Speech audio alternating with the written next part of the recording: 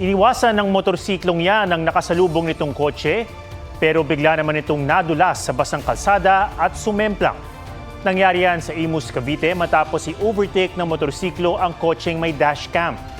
Nakatayo ang rider pero umupo rin siya at tila may iniinda. Nahulikam naman sa CCTV ang karambola ng dalawang SUV at isang bus sa SLEX kahapon. Isa sa mga SUV ang unang bumangga sa railings at saka tumalsik sa middle lane kaya natumbok ang isa pang SUV. Nakalaunay nabangga ng bus. Nagpapagaling sa ospital ang 3 sugatan. Sa investigasyon ng PNP-HPG, nakitang may kabilisan ng SUV na bumangga sa railings. Korean national daw ang driver nito. Iniimbestigahan pa raw kung lumampas ito sa speed limit. Bago ngayong gabi, binahangil ang kalsada sa Metro Manila bunsod ng mga pag-ulan. Gutter deep na bahang naranasan sa Maynila, gayon din sa ilang bahagi ng Ortigas Avenue. Nagpabahari ng malakas na ulan sa Santolan Flyover. Halos mag-zero visibility rin sa lakas ng ulan sa naranasan sa Quezon City.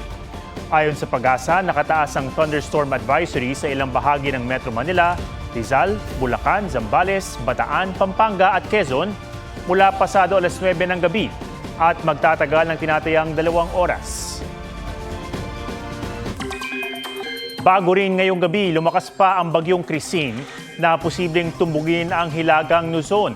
As of 8 p.m., huling namataan ng Pag-asa ang tropical depression sa layong 640 kilometers east of Huban, Sorsogon. Taglay nito ang lakas ng hangin na aabot sa 55 kilometers per hour at bugsong aabot sa 70 kilometers per hour. Kumikilos ito pa northwestward sa bilis na 10 kilometers per hour. Ayon sa Pag-asa, posibleng itaas ang wind signal ngayong gabi o bukas ng umaga. Bukod sa bagyong Krising, magtutuloy-tuloy rin ang epekto ng habagat na posibleng palakasin palalo ng bagyo. Kaya paghandaan ang maulang panahon sa malaking bahagi ng bansa. Pinaha ang malaking bahagi ng Metro Cebu matapos bumuhos ang malakas na ulan.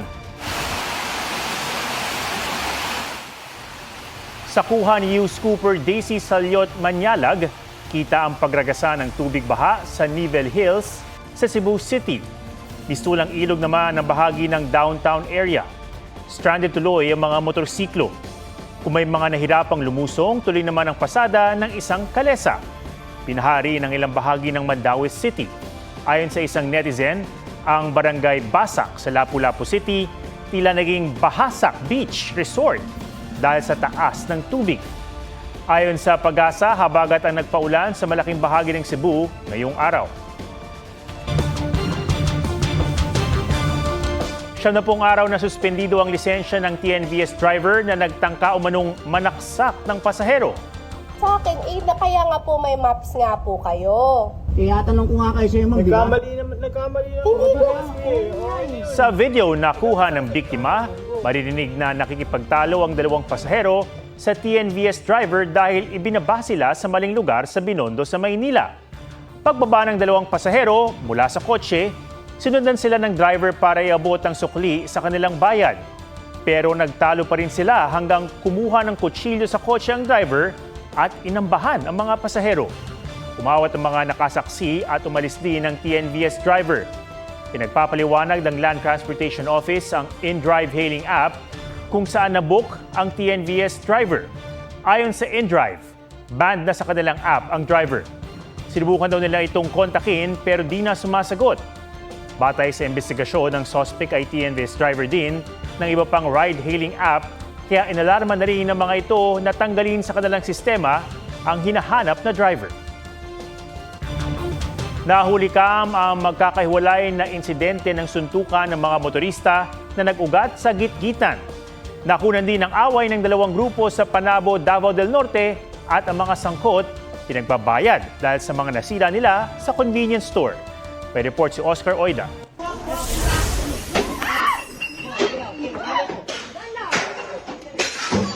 Di lang batuhan.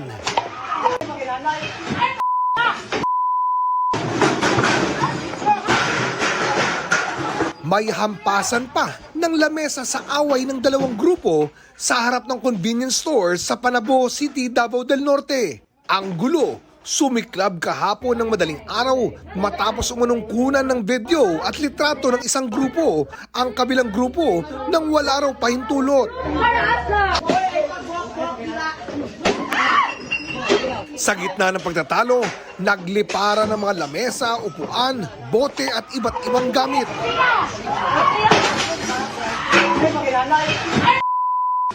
Naawat sila ng security guard kalaunan. Sugatan ang ilan sa kanila. Both parties yata ma'am, murag under na sa influence sa liquor. So mao to nga murag init na ang ulo. So mao to nga ni-ignite og samot ang panaglalis o wala na control ang matagtag sa kainit sa ulo. 5 sa mga sangkot ay taga Davao City na dumayo raw sa Panabo City dahil may umiiral na liquor ban sa Davao City. Ipapatawag na ng barangay ang mga inireklamo. Ang may-ari naman ng convenience store di na nagsampa ng reklamo. Pero pinagbayad ang mga sangkot ng mahigit 10,000 pisong danyos para sa mga nasirang kagamitan.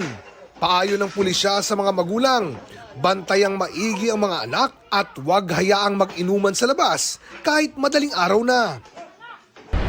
Nauwi naman sa suntukan ang gitgita ng 2 jeepney driver sa Iloilo City kahapon. Ayon sa nakaupong tsuper, una raw nanugod at nanuntok ang nakatayong lalaki na tsuhin daw ng kanyang misis. Depensa ng tsuhin, unang nanggit-git ang nakasuntukang tsuper. Umamin din siyang matagal na silang may di pagkakaunawaan. Nagkaareglo na sa barangay ang dalawa. Pero ipapatawag ng pulisya ang asosasyon ng PUJ drivers sa terminal. Hihingi sila ng tulong sa LTO para ipasuspindi ang mga sangkot. Sunod-sunod na suntok at sabunot ang pinakawalan ng lalaking yan sa isa pang lalaki sa Lapu-Lapu City, Cebu. Ang lalaking pilit na iningungod-ngod sa lupa ay multicab driver habang ang kanyang kaaway ay isang siklista. Ang ugat ng suntukan, nag-overtake umano ang multicab at ginitgit ang siklista. Naawat sila kalaunan at nagkaayos din ayon sa mga pulis. Dati ng payo ng otoridad para iwas away sa kalsada, huwag magmaneho ng galit at iwasang maging agresibo sa daan. Iwasan din ang pakipagkompetensya sa daan. Irespeto ang lahat ng road users. Planuhin ang ruta at oras ng alis para iwas traffic na isa sa sanhi ng road rage. Oscar Oida nagbabalita para sa GMA Integrated News. Sa pagpapatuloy ng paghahanap sa mga sabongero bukod sa Taal Lake, naghahanap na rin ng mga pulisya ng mga labi sa public cemetery ng Laurel sa Batangas. Ayon sa sepulturero doon, may inilibing siya noon na sa pagkakaalam niya ay mga salvage victim. May report si Ian Cruz. Habang ginagalugad ng Philippine Coast Guard ang mas pinalawak na search area sa Taal Lake para sa mga nawawalang sabongero, naguhukay naman ang pulisya sa public cemetery ng Laurel, Batangas. Layo nilang makuha ang mga labi ng 3 individual. There were some victims found in 2020 that were just buried by the police because nobody claimed them in the Purinaria. We are exhuming them. We are setting up the DNA bank that we need to set up because precisely of those people who are missing. Ayon sa sepulturero na nakausap natin, 3 bangkay yung nilibing niya sa bahaging ito ng public cemetery dito sa Laurel, Batangas. Ayon sa kanya, hindi magkakasabay yung paglilibing niya dahil magkakahiwalay daw na natagpuan doon sa isang bulubunduking bahagi ng bayang ito yung mga bangkay at yung iba naman ay doon pa sa ibang area at inatasan lamang daw siya na ilibing nga dito sa lugar na ito yung mga bangkay. At sa ngayon naman ay aalamin ng mga otoridad kung yung bang mga inilibing na bangkay dito ay may koneksyon doon sa mga hinahanap na mga nawawalang sabongero. Yung iba ay pabundok na yan. Saan pong lugar? Sa mga tamayong yan, mga sa gubat. Mga ilang taon na mula noon nung nilibing ninyo? Sa tansya nyo lang po? Ay, baka humagit ng 3 yun, sa mga 3. Hindi ko kilala, sir. Basta dinideliver lang sa akin yun.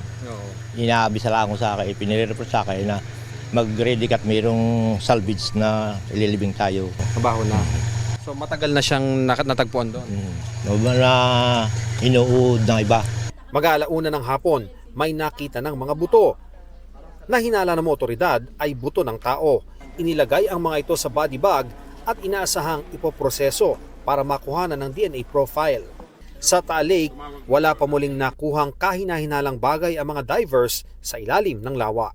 Ian Cruz nagbabalita para sa GMA Integrated News.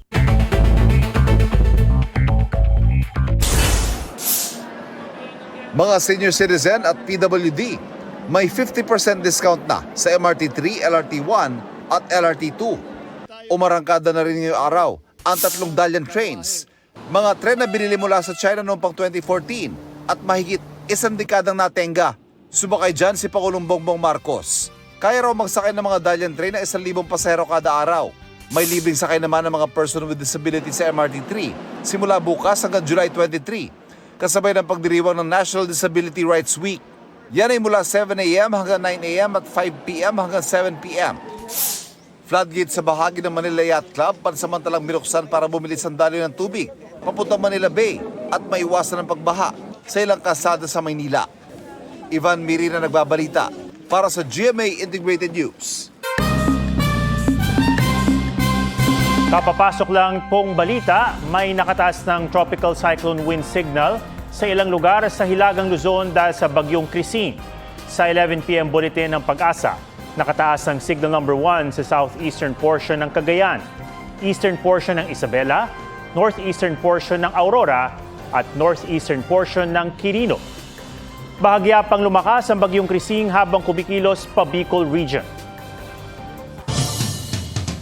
Isa pang bago ngayong gabi, nakauwi na ang 8 Pinoy seafarers ng MV Eternity Sea, ang bulk carrier na inatake ng grupong Houthi sa Red Sea. May report si Nico Wahe.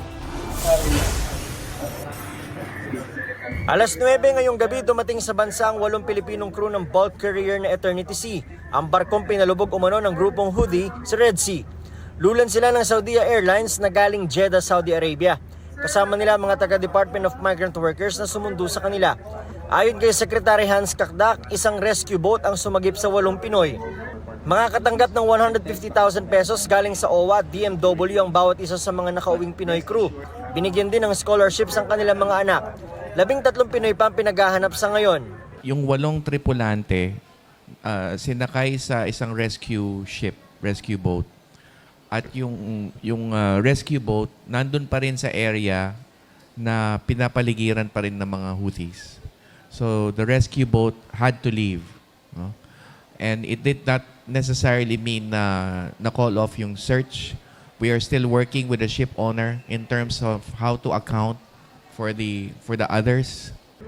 Kung may patay at kung hawak ng Houthis, we know there are reports about the numbers 3 or 4, even 5 in some international reports. But again, we will not be so hasty as to conclude na may fatalities at this stage. They're still subject to confirmation. We're working closely with the DFA. Wala pa tayo makukumpirma kung sa number of casualties or kung talagang may hawak yung mga Houthis at ilan sila. Pero isipin lang natin, kung meron man hawak sila, at least alam natin buhay. Buhay yung mga tripulante at tulad ng nangyari na noon, gagawin ng DFA lahat, in cooperation with other agencies. Meron tayong mga partners, diplomatic partners. iniimbestigahan na rin daw ang paglayag sa Red Sea ng Eternity Sea. Paglilinaw ni Kakdak, may karapatan din daw ang mga tripulanting Pinoy na tumanggi sa pagdaan sa Red Sea. Please, pinadali na po ng DMW ang inyong right to refuse sailing. Pwede po kayong tumanggi na maglayag sa Red Sea. May mga forms, pwedeng tumawag sa 1348 hotline kung nag-aalangan kayong isulat ang right to refuse sailing. Tumanggi magbigay ng pahayag ang mga nakauwing seafarer. Nico Wahe, nagbabalita para sa GMA Integrated News. Everybody was telling you na kayo ang mananalo. Big night, were you disappointed? No. Yeah. Sa totoo lang, Tito Boy, no po Talaga? Yes, there's hope na we've been vocal about it. Pero before po the big winner, the big night, ito na po yung pinipray namin ni Charlie na isusurrender na namin lahat sa Lord. Esnir at Charlie Fleming tanggap at masaya sa resulta ng PBB Celebrity Collab Edition. As long as the people see us as their big winners and we receive so much of their loves, big winner na po kami doon. Reunited naman si Charlie sa isa pang nakaduo niya na si Kira Ballinger for a TikTok trend. Dustin Yu at Bianca De Vera may bago namang ayuda sa Dusby shippers. Legaspi twins na sina Mavi at Cassie may fantastic selfie with Hollywood actor Pedro Pascal sa Australia. Sparkle Opak Kim Jisoo mapapasabak sa fight scenes bilang isang hired assassin sa GMA Prime series na Sanggang Dikit for Real. Favorite daw niyang katrabaho sa serye si Dennis. He's a really professional and very sweet. And some way he's kind of funny and yeah, he's a good actor. Nakaka-intimidate, no? Kasi syempre, Korean star. Nung nakagawa na kami ng mga eksena, ano pala, ang kulit din pala niya. Kasado na rin daw ang TikTok entry nilang dalawa. I'm trying to do, yeah, we will do soon. Athena Imperial nagbabalita para sa GMA Integrated News. Huwag magpahuli sa mga balitang dapat niyong malaman. Mag-subscribe na sa GMA Integrated News sa YouTube.